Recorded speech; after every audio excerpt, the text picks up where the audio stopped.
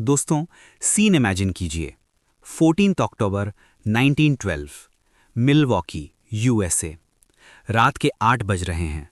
हवा ठंडी है। एक ओपन रूफ कार सड़क से गुजर रही है। उसमें अमेरिका का फॉर्मर प्रेसिडेंट थियोडोर रूजवेल्ट खड़ा है। वो कैंपेन करने जा रहा है। वो अपने होटल से निकलकर गाड़ी में बैठता है। भीड़ चिल्ला रही है, टेडी टेडी।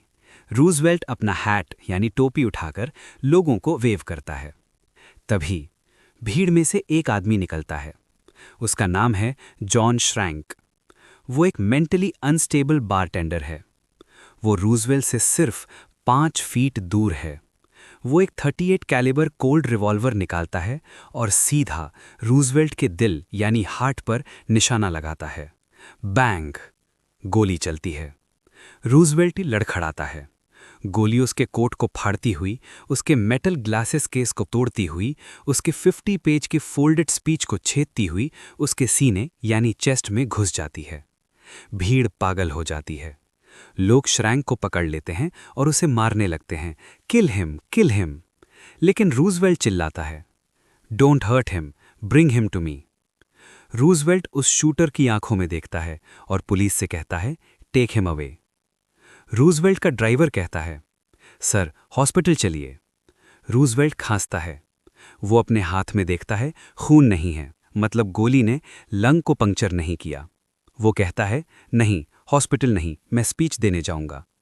सोचिए, सीने में गोली लगी है, खून बह रहा है और ये आदमी स्पीच देने जा रहा है। ऑडिटोरियम में पहुंचकर वो अपनी जेब से वो 50 पेज का स्पीच निकालता है। उस पेपर में बुलेट होल है। वो उसे हवा में लहराता है और कहता है, देखो, इसने मेरी जान बचाई। गोली मेरी छाती के अंदर है, लेकिन मैं बोलूंगा। अगले 90 मिनट तक वो खून में लथपथ आदमी बोलता रहा। जब स्पीच खत्म हुई, तब वो गिरा और हॉस्पिटल गया। ये आदमी कौन था? ये किस मिट्टी का बना था? इस सवाल का जवाब जानने के लिए हमें उसके बचपन में जाना होगा, जहां वो बुलेट प्रूफ नहीं बल्कि एक टूटा हुआ खिलौना यानी ब्रोकन टॉय था। Chapter 1, the boy who couldn't breathe, the reconstruction. The glass cage. Theodore Roosevelt का जन्म 1858 में न्यूयॉर्क के एक अमीर परिवार में हुआ, लेकिन पैसा सेहत नहीं खरीद सकता। टेडी एक बहुत ही कमजोर बच्चा था। उसे भयंकर अस्थमा था। रात को उसे सांस नहीं आती थी। उसके पिता यानी थियोडोर सीनियर उसे गोद में उठाकर रात रात भर कमरे में घूमते थे ताकि वो सांस ले सके। डॉक्टर्स ने कहा था, ये बच्चा 10 साल से ज्यादा जिंदा नहीं रहेगा। इसे प्रोटेक्ट करो, इसे बाहर मत जाने दो, इसे खेलो मत। टेडी एक ग्लास केज में रहता था। वो सिर्फ किताबें पढ़ता था, बायोलॉजी, हिस्ट्री, वॉर स्टोरीज। एक दिन उसके पिता ने उसे कमरे में बुलाया। उन्होंने टेडी की आंखों में देखा और एक ऐसी बात कही जिसने उसकी जिंदगी बदल दी।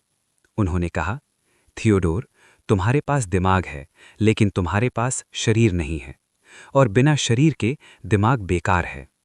तुम्हें अपनी बॉडी खुद बनानी होगी। You must make your body. एक 10 साल के बीमार बच्चे ने चैलेंज एक्सेप्ट किया। उसने कहा, I will make my body. Teddy ने जिम ज्वाइन किया। वो रोजाना घंटों वेट लिफ्टिंग करता था। वो बॉक्सिंग सीखने लगा। वो पहाड़ों पर चढ़ता, भले ही उसे एस्थमा का अटैक आ जाए। जब उसे सांस नहीं आती, वो रुकता नहीं था, वो और तेज भागता था, जैसे वो मौत को चैलेंज कर रहा हो। धीरे धीरे वो कमजोर बच्चा एक पहलवान बन गया। उसने हार्वर्ड यूनिवर्सिटी में बॉक्सिंग चैंपियन बनने की कोशिश की। लोग उसे क्रेजी कहते थे। वो हमेशा फुल एनर्जी में रहता था। वो चलता नहीं था, वो दौड़ता था। वो बोलता नहीं था, वो चिल्लाता था। 22 साल की उम्र तक उसने पॉलिटिक्स ज्वाइन की। वो न्यूयॉर्क का सबसे यंग पॉलिटिशियन बना। उसने एक सुंदर लड़की एलिस ली से शादी की। सब कुछ परफेक्ट था। वो अमीर था, ताकतवर था, खुश था।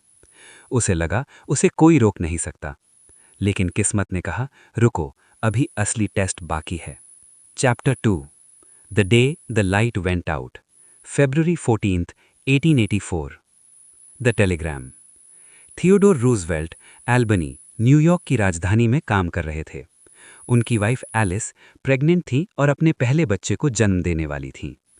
13 फरवरी को उन्हें टेलीग्राम मिला, मुबारक हो, बेटी हुई है। टेडी खुशी से पागल हो गए। लेकिन कुछ घंटों बाद दूसरा टेलीग्राम आया, घर जल्दी आओ, कुछ गड़बड़ है। टेडी ने ट्रेन पकड़ी। रास्ते भर वो प्रेयर कर रहे थे। जब वो घर पहुंचे तो वहां सन्नाटा था। उनके भाई ने दरवाजे पर उनका स्वागत किया और कहा, घर में एक नहीं, 2 मौत होने वाली हैं। The double tragedy. टेडी ऊपर वाले कमरे में गए। वहां उनकी मां मिटी टाइफॉइड फीवर से मर रही थीं। टेडी उनके पास बैठे, उनका हाथ पकड़ा और अपनी मां को आखिरी सांस लेते हुए देखा। वो टूटे हुए दिल के साथ दूसरे कमरे में गए, जहां उनकी पत्नी एलिस लेटी थी। एलिस ने बच्चे को जन्म दिया था, लेकिन उसे ब्राइट्स डिजीज यानी किडनी फेलियर हो गया था। वो बेहोश थी। टेडी ने उसे गले लगाया। वो घंटों तक उसके पास बैठा रहा। उसी रात यानी वैलेंटाइंस डे पर मां के मरने के ठीक 11 घंटे बाद उसकी पत्नी एलिस भी मर गईं। उसकी गोद में एक नवजात बच्ची थी और सामने 2 लाशें थीं। The x in the diary.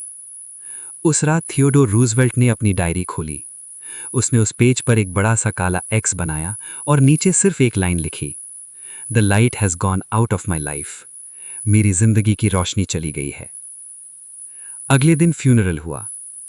Teddy ने अपनी पत्नी का नाम कभी दोबारा नहीं लिया, कभी नहीं। उसने अपनी बेटी यानी बेबी एलिस को अपनी बहन को दिया, क्योंकि वो उस बच्ची को देखकर अपनी पत्नी को याद नहीं करना चाहता था। वो दर्द इतना गहरा था कि वो उसे फेस नहीं कर सकता था। उसने डिसाइड किया, अगर मैं यहां रहा तो मैं पागल हो जाऊंगा। उसने अपनी जॉब छोड़ी, अपना घर छोड़ा और वो भागा। वो वाइल्ड वेस्ट डकोटा बैडलैंड्स चला गया, जहां कोई इंसान नहीं था, सिर्फ जंगली जानवर थे। Chapter 3: The Cowboy and the Rough Rider, The Reinvention. Man vs. Wild. Teddy New York का एक सिटी बॉय था।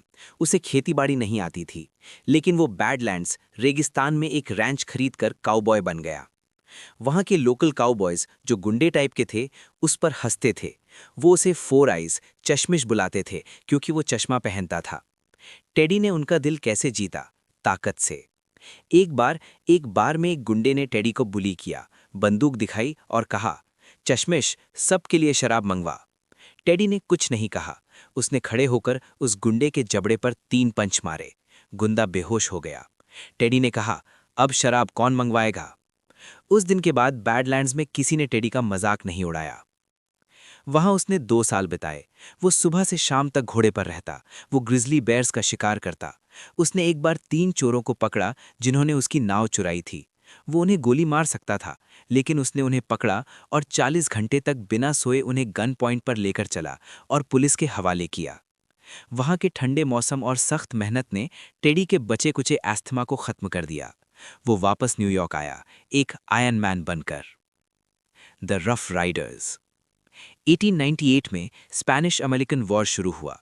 टेडी उस वक्त नेवी का असिस्टेंट सेक्रेटरी था, एक बड़ी डेस्क जॉब। वो चाहता तो ऑफिस में बैठकर ऑर्डर दे सकता था, लेकिन उसने रिजाइन कर दिया। उसने कहा, मैं डेस्क के पीछे नहीं लड़ूंगा। उसने अपनी एक प्राइवेट आर्मी बनाई, द रफ राइडर्स। इसमें कौन थे? आधे काउबॉयज डकोटा से और आधे आईवी लीग एथलीट्स हार्वर्ड से। ये दुनिया की सबसे अजीब आर्मी थी। क्यूबा में जंग हुई, बैटल ऑफ सैन जुआन हिल। दुश्मन ऊपर पहाड़ी पर था और गोलियां बरसा रहा था। अमेरिकन सोल्जर्स डरकर नीचे छुपे थे। टेडी अपने घोड़े पर बैठा था। उसने अपना हैट हवा में लहराया और चिल्लाया, are you afraid to stand when I am on horseback? Charge! वो अकेला घोड़े पर ऊपर भागा। उसकी टीम उसके पीछे भागी। उन्होंने पहाड़ी जीत ली।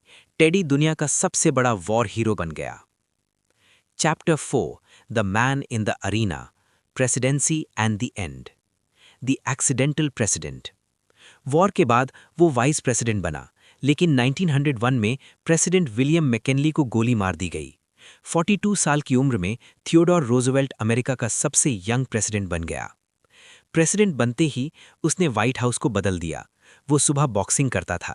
एक बार एक पंच से उसकी एक आंख की रोशनी चली गई थी, पर उसने किसी को बताया नहीं। वो जूडो खेलता था। वो व्हाइट हाउस में बच्चों के साथ घोड़े, पोनी लेकर घुस जाता था। उसने क्या किया? Trust busting. उस वक्त अमेरिका में बड़े बिजनेसमैन रॉकफेलर, जेपी मॉर्गन देश चलाते थे। टेडी ने उन पर केस किया और उनकी मोनोपोलीज तोड़ दी। Panama canal. उसने समुद्र को 2 हिस्सों में बांटकर कैनाल बनाया ताकि शिप्स जल्दी ट्रैवल कर सकें। कॉन्जर्वेशन। उसने देखा कि लोग जंगल काट रहे हैं। उसने 230 मिलियन एकड़ जमीन को नेशनल पार्क्स बना दिया। आज अगर अमेरिका में जंगल हैं तो टेडी की वजह से है। The teddy bear story. एक बार वो बेयर हंटिंग पर गया। उसके दोस्तों ने एक बूढ़े और जख्मी भालू को पेड़ से बांध दिया और टेडी से कहा, सर, इसे गोली मार दीजिए। टेडी ने मना कर दिया। उसने कहा, यह स्पोर्ट्समैनशिप नहीं है, मैं एक बेबस जानवर को नहीं मारूंगा। ये खबर न्यूज़ में आई। एक टॉय मेकर ने इससे इंस्पायर होकर एक भालू का खिलौना बनाया और उसका नाम रखा टेडीज बेयर, और आज पूरी दुनिया उसे टेडी बेयर कहती है। The river of doubt, the last adventure. President term खत्म होने के बाद 1909 में टेडी 50 साल का था। वो रिटायर हो सकता था, लेकिन उसे शांति पसंद नहीं थी। वो अमेज़न रेन फॉरेस्ट ब्राज़ील गया, एक ऐसी नदी ढूंढने जो मैप पर नहीं थी, द रिवर ऑफ डाउट। ये ट्रिप सुसाइड मिशन थी। टेडी को मलेरिया हो गया, उसके पैर में इन्फेक्शन हो गया, वो मरने वाला था। उसने अपने बेटे कर्मिट से कहा, मुझे यहीं छोड़ दो, मैं तुम्हारे लिए बोझ हूं। लेकिन उसका बेटा उसे घसीट कर वापस लाया। टेडी जिंदा बचा, लेकिन उसकी हेल्थ टूट गई थी। Conclusion, the end. 6 January 1919 Theodore Roosevelt अपने बिस्तर पर सोया और कभी नहीं उठा। उसकी मौत नींद में हुई। उस वक्त के वाइस प्रेसिडेंट ने कहा, death had to take him sleeping, for if he had been awake there would have been a fight. यानी मौत को उसे सोते हुए ले जाना पड़ा, क्योंकि अगर वो जाग रहा होता तो मौत से भी लड़ाई कर लेता। The legacy. दोस्तों, टेडी रूज़वेल्ट की कहानी हमें क्या सिखाती है? वो पैदा हुआ टूटा हुआ, एस्थमा। उसका दिल टूटा, वाइफ मदर डेथ। उसकी बॉडी टूटी, गोली, मलेरिया। लेकिन उसने कभी बहाना नहीं बनाया। उसका सबसे फेमस कोट है, the man in the arena. It is not the critic who counts, the credit belongs to the man who is actually in the arena, whose face is marred by dust and sweat and blood. यानी वो इंसान मायने नहीं रखता जो बाहर बैठकर गलती निकालता है। असली हीरो वो है जो मैदान में खड़ा है, जिसका चेहरा धूल और खून से सना है। जिंदगी आपको गोली मारेगी, कभी फेलियर की, कभी दर्द की। आपके पास 2 ऑप्शंस हैं, या तो आप गिर जाओ, या फिर आप टेडी की तरह उस गोली के छेद पर हाथ रखो, मुस्कुराओ और कहो, it takes more than that to kill a bull moose. जय हिंद।